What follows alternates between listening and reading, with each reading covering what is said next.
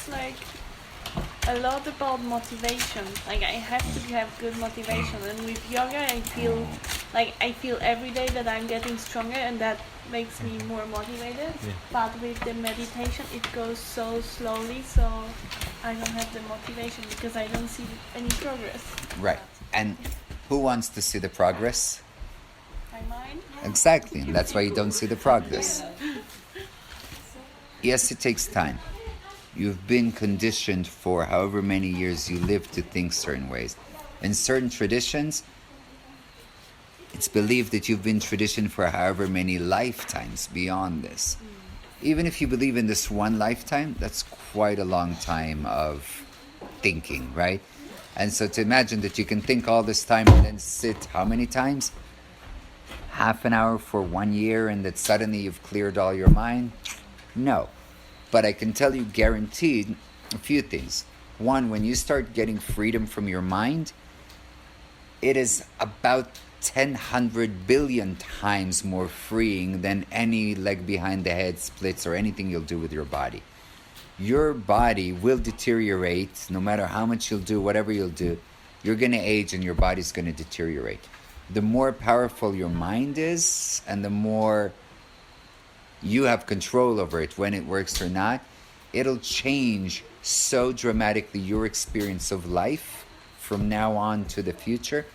Even when we feel like there's no progress, we believe that, oh, I sat here, I just was thinking for the full half hour. There is progress. We just don't see it. You'll start to notice it over the years in your daily life, how you see things, how you experience things. It will make a difference, okay? So it's not only the fact that I'm sitting there without thinking, it guarantee it affects the rest of our life. It affects how we think, how we focus, how we work, even though we don't really see it. How much we sleep and how much energy we have throughout the day. So it's already working, okay? It does take time till you start to see these transformations. And also, it's not always very gradual. Sometimes the transformations are like poof. You're going, thinking, suddenly you can count finally and you're focusing. And then boom, suddenly you actually manage to drop away completely. And suddenly you sometimes have to go back and it takes you forever to get that experience again. But this is not out of reach. People always talk about, oh, the Buddha has to go through I forgot how many lifetimes before he reached his final lifetime where he was ready for this. I think this is a nice way to encourage people to not give up, to do this, because your consciousness keeps on floating over and over again. And this may be true, but I think that it doesn't really matter whether it's true or not. The fact is that within this lifetime, all of us, by doing this, will have such more happiness, so much more a sense of we understand what reality is. And when we can really understand what our true self is, which sounds like a nice yada yada word, but it's the true self, meaning not something fictitious, big spiritual thing. What is your consciousness when you're not thinking? Who you are rather than who you think you are. And when you can experience yourself not as an idea, not as a thought, oh, I am Doron, I'm from Israel, I speak these many languages, I have this kind of hair, I have these many wrinkles, all those, I have this age, all those things that are just random accumulation of ideas. If I can experience myself beyond this, it is beyond anything else, because you experience really life for the first time. You're it's as if you woke up from a dream. That's how it feels. You just were sleeping, and suddenly for the first time you get up and you start to see things completely different. And 1 year with that kind of vision, with that kind of feeling, is worth your whole life of practicing, because it will be so unbelievable that you're going to be so grateful you've done it. So I know it's super challenging. It's hard because we don't see the changes as quickly as we do in the physical. But honestly, even the physical, think about it, we're doing at least an hour and a half. In the mind, we're doing 25 minutes. So we're constantly not giving it a fair chance. So what I'm saying is, to make it easier, I'm not even asking you guys to sit for 3 hours, which we should, but I'm saying at least start to bring it into your everyday life more and more. When you're painting, when you're eating, when you're showering, when you're cleaning, when you're walking. Bring meditation constantly as a mindful practice in whatever we do, so that when you sit in meditation, you'll start to see the progress much faster. Even in yoga asana, one of my friends back then, a yoga teacher, she once told me, she saw me driving. I moved to California, finally I got my car, I'm excited, and I'm sitting in my classic slumpasana. I love slumpasana. And she's kind of laughing. She's like, Doron, so you're going to sit in slumpasana all day work for like a good 10 hours, and then you're going to go sleep, and then wake up and in an hour and a half every morning try to fix your slumpasana of 10 hours. But if you can get away from slumpasana and sit tall all day, your 1.5 hours of practice will be so much more beneficial, so much more efficient, because you're not going to try and fix all of yesterday's slumpasana. It's the same with the mind. If we keep putting junk in our mind all day long and we expect that 25 minutes will suddenly clear up the junk, it's not even clearing up the past life. How can we clear up this last day of how much extra junk we put in?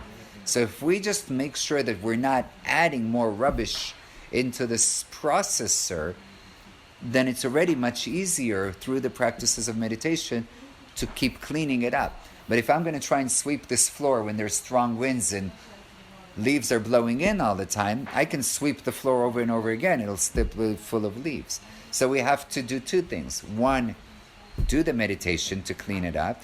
But two, try not to fill it up with more junk throughout the day.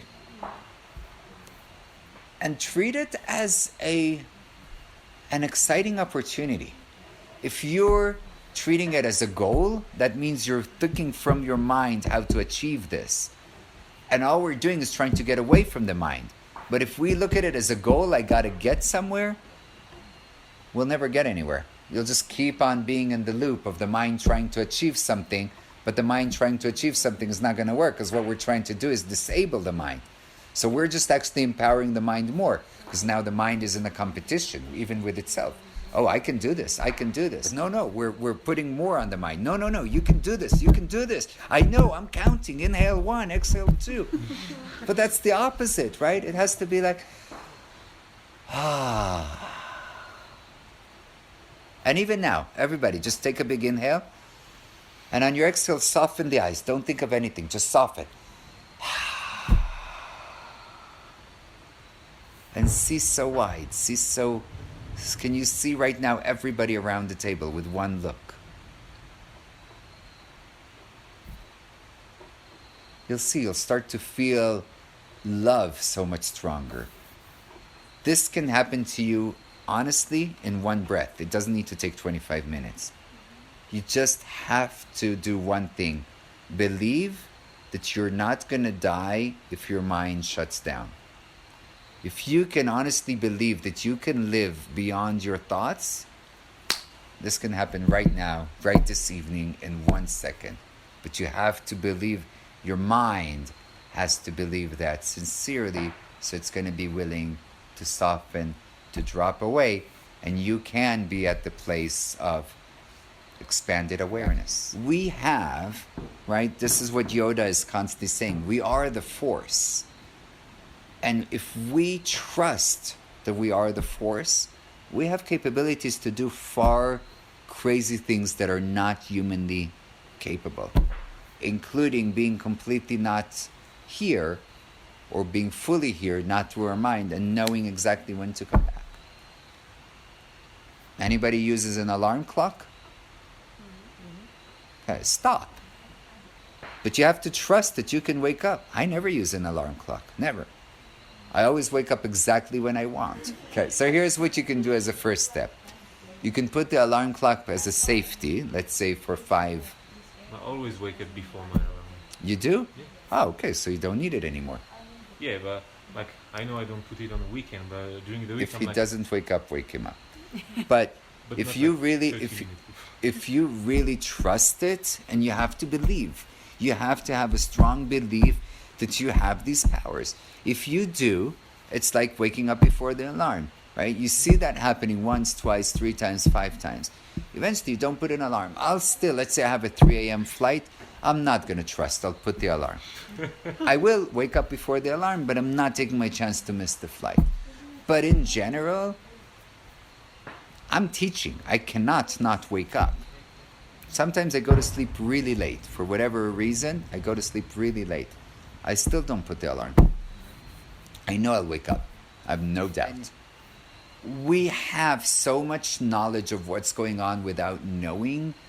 I was 21, 22 in Japan, and this Buddhist priest tried to prove me these things, and he would test me on things. He was like, okay, we would walk into the market, and we were supposed to meet a friend that has a stall. Where's the stall going to be? And the first time I was thinking, it's like, oh, too late.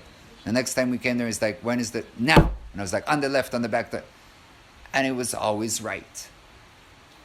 I don't know, and I don't always trust that this works. Sometimes I doubt myself. Another practice I used to do, this was in high school, I used to take pencils. I don't know if you've ever tried to do this psycho practice. I take a finger and you try to break the pencil. Okay? Usually you'll break your finger. But if you empty your mind, you can break the pencil once, twice, and 3 times. And whenever doubt came to my mind, whether I'm going to make it or not, I don't know. Oh my God, I felt like I broke my finger. It would be like painful like hell. And it's just mind training, right? How the karates break these things. It's not that they're the strongest people in the world. They are very strong, but it's really mind over matter. And that's what it is. It's like, okay, empty your mind. You are part of this force. You are part of the bricks. You are part of the energy. You can do stuff that you never thought you can do. But you have to really trust that you are not what you think, that what your mind says you can or can't do. It's not that we're going to do everything, right? I tried it, but I'm not walking on the water. I have this belief that I'm Jesus Christ the 13th. I'm trying, still not working for me, okay? So, no, I haven't mastered everything. But a lot of things we can. Definitely we can master the mind. Okay? Whether you'll be able to break a pencil, or whether you'll be able to know what time it is, or wake up without an alarm clock, or have a gut feeling that somebody is right now in the yoga shala and you need to go check it, and you don't know where that came from, and you went up there and there was something there. This happens to a lot of us all the time. Something that we had a feeling about, and we went and we saw that we were right, that there was something we needed to attend or to look or to take care of. It's because at that very moment, our mind softened for a second and we had an opportunity to connect to this consciousness. And then when we get caught up in our thoughts and worries, I do this all the time, my mind takes over and then things don't work. Let's take one moment together.